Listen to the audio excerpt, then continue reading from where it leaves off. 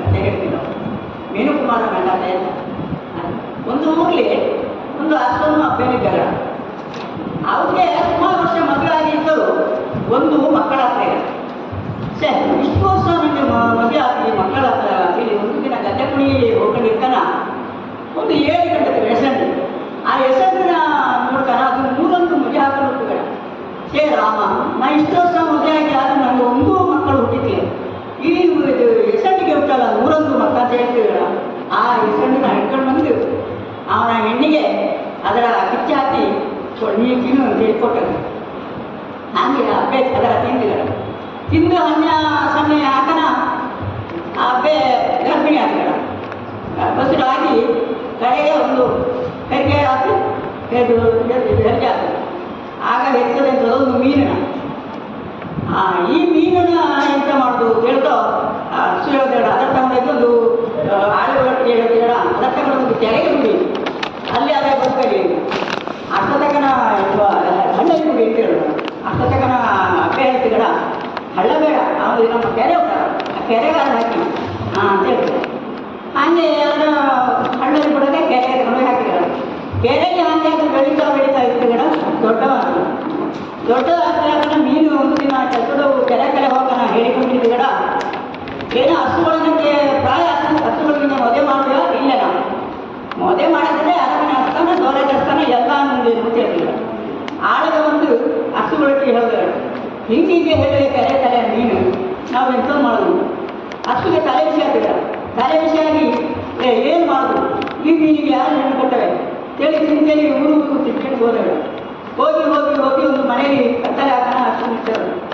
ಅಷ್ಟ ತಗಣ ಆ ಮನೆಯಲ್ಲಿ ಒಂದು ಗುಡೆ ಇತ್ತು.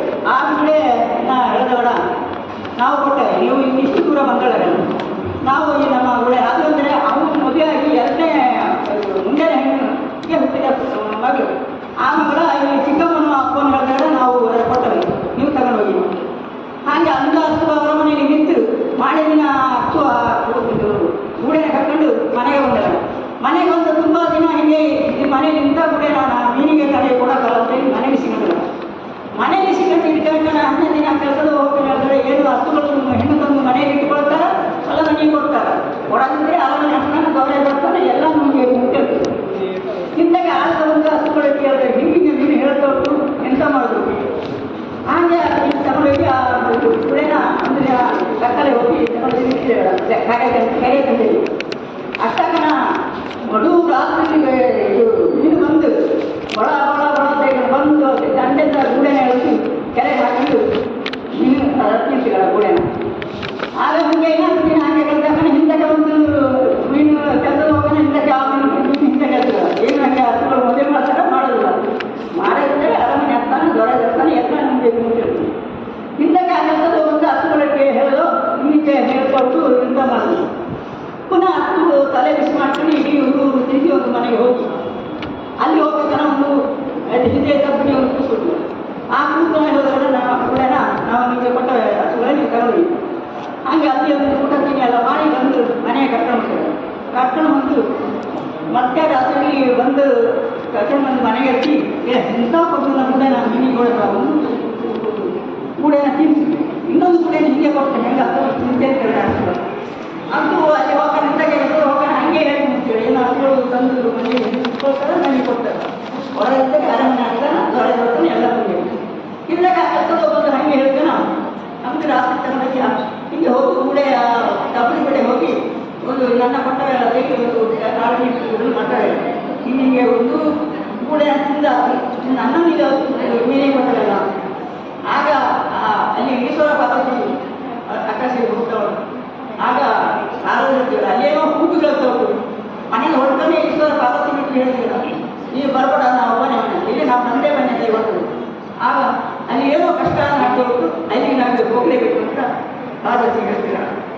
ಆಗ ಅಲ್ಲಿ ಹೋಗಿ ಪರಮೇಶ್ವರ ಪಾರ್ವತಿಗೆ ಹೋಗ್ತಾನೆ ಮಡ್ಕೊಂಡಿರ್ತಾನೆ. ಅವ ಕೇಳ್ತೀರ, ಯಾಕಪ್ಪ ನೀವು ಇಷ್ಟೊಂದು ಹೇಳ್ತಾವಲ್ಲ ಇದು ಅದು ಇಲ್ಲಿಗೆ ನನ್ನ ತಪ್ಪು ಕೂಸು, ನಾನು ನೀರಿಗೆ ಒಂದು ಕೊಡುಗೆ ಕೊಟ್ಟಳು ಅದಕ್ಕೆ ನಮ್ಮ ಮಳು ತಗೊಳ್ಳೋದು ಅಡ್ರಸ್ಸಿಗೆ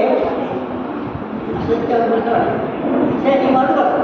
ನಾವು 3 ಕಲ್ಲು ನಮ್ಮ ಕೊಡ್ತೀವಿ. ಈ ಕಲ್ಲನ್ನು ನೀವು ಮತ್ತೆ ರಾತ್ರಿ ಹೋಗಿ ಹೇಳ್ತೀವಿ ಈ ಒಂದು ಕಲ್ಲು ಹಾಕಿ ಒಂದು ತರಬೇಕು ಬಿಸಿ ಆಗ ಅದು ಮತ್ತೆ ಹಿಂದಕ್ಕೆ ಎರಡು ಸ್ವಲ್ಪ ಹಾಕೋಣ ಎರಡು ಹಾಕ್ತೀನಿ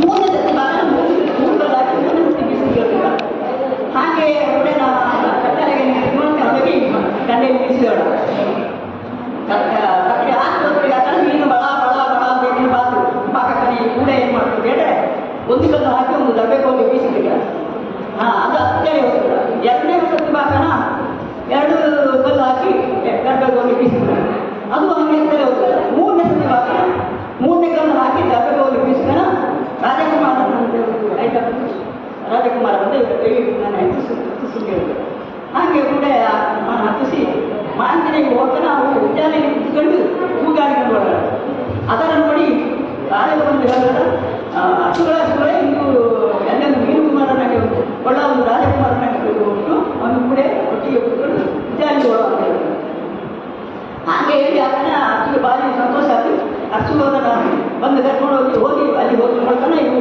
ಒಂದು ಭಾರಿ ಲಾಯಕಲ್ಲಿ ಉದ್ಯಾನಿಗೆ ಕುತ್ಕೊಂಡು ಕೂಡ ಉದ್ಯಾನ ಕರ್ಕೊಂಡು ಬಂದು ಮನೆಯಲ್ಲಿ ಹೀಗೆ ಅವರು ಕೂಡ ತುಂಬ ಸಮಯಕ್ಕೆ ಅದು ಸಹ ಗರ್ಭಿಣಿಯಾಗಿ ಅವನ ಮನೆಗೆ ಗೌರು ಮನೆಗೆ ಕರ್ಕೊಂಡು ಹೋಗ್ತಿವಾಗ ಗೌರು ಮನೆಯು ಕರ್ಕೊಂಡು ಬಗ್ಗೆ ಬಂದಾಗ ಈ ಹೈಟೆಕ್ ಸಿಗಕ್ಕನ ಹೇಳ್ತೀರ ನನ್ನ ತಲೆ ಮೇಲೆ ನೀವು ಬಾಕಿ ಮತ್ತೆ ಒಂದು ಎಣ್ಣೆ ಹಾಕಿ ನೀವೇನು ಇಸಿಯೋದು ಅಲ್ಲೇ ಬಾಕಿ ನೀವು ಎಣ್ಣೆ ಬೀಸ್ಕೊಡು ನೀವು ಹೋಗಿ ಮುಂದೆ ಹಾಗೆ ಗೌರು ಮನೆಗೆ ಬಂದು ಕರ್ಕೊಂಡು ಹೋಗಿ ಮನೆಗೆ ಹೋಗಿ ಆ ಕಡೆ ಇರ್ತಾನೆ ಗೂಡೆ ಹೆರಿಗೆ ಹಾಕೋಣ ಇವರ ಏನು ಮಾಡೋದು ಆ ಚಿಕ್ಕಮ್ಮ ಮಾಯದ ಪಾಲ ಹಾಕಿ ಮೇಲೆ ಪಾಲ ಹಾಕಿ ಆ ಮಾಯದ ಪಾಲ ಹಾಕಿ ಅದರಲ್ಲಿ ಮೀಸಿಗೆ ಊಟ ತೆಗೆದ ಚಿಕ್ಕಮ್ಮ ಆಗ ಮೀಸಿಗಟ್ಟಣ ಈ ಅಯ್ಯನು ಈ ಕೂಸುನು ಆ ಕೆರೆಗೆ ಇಟ್ಟರು ಆಗ ಅಲ್ಲಿ ಆ ಕೆರೆಯೊಳಗೆ ಒಂದು ಸರ್ಪ 7 ವರ್ಷ 14 ವರ್ಷದ ಬಳಲು ಕೊಡ್ತಿದ್ರು ಅದು ಬಾಪು ಇತ್ತು ಆ ಬಾಪು ಇದು ಬೀಳ್ಕನ ಹೊಡೆದೋಗಿ ಆ ಇದು ಸರ್ಪ ಬಾರಿ ಇದಾಗಿ ನಿಂತು ನಿಮ್ಮನ್ನು ನೀವು ನನ್ನ ಬುದ್ಧಿ ಸೇರಿ ಬನ್ನಿ ನಮ್ಮ ಮನೆಗೆ ಆ ಕರ್ಕೊಂಡು ಹೋಗಿ ಮನೆಯಲ್ಲಿ ಹಾಕೊಂಡು ಹೀಗೆ ಇಕ್ಕನ ಒಂದು ದಿನ ಮಳೆಗಾಲ ತಪ್ಪು ಇದೇ ಅರ್ಶನ ಮನೆ ಇದೆ ರಾಜಕೀಯ ಮೀನಾಕ್ಷ ಮಾಡುವ ಅಲ್ಲಿ ಬಂದ ಹೇಳಿದೆ ಕರ್ತದೆ ಮೀನು ಕುಮಾರ ಎದರಾಗ ಹಿಂದಿ ಮೀನು ಕುಮಾರನ ಮಗನೇ 7 ಜನ ಮೊಮ್ಮಗನೇ ಬಾರ ಮಗನೇ ಅಂತ ಕರೆದ್ರೆ ಆಗ ಆ ಕೂಸು ಗೆದ್ದೆ ಗಾಚಿಗಳು ಹೋಗಿ ಬಳಸಿ ಅದೇ ಇದೇ ಅರ್ಶನ ಮನೆಗೆ ಬಾರಣ ಈ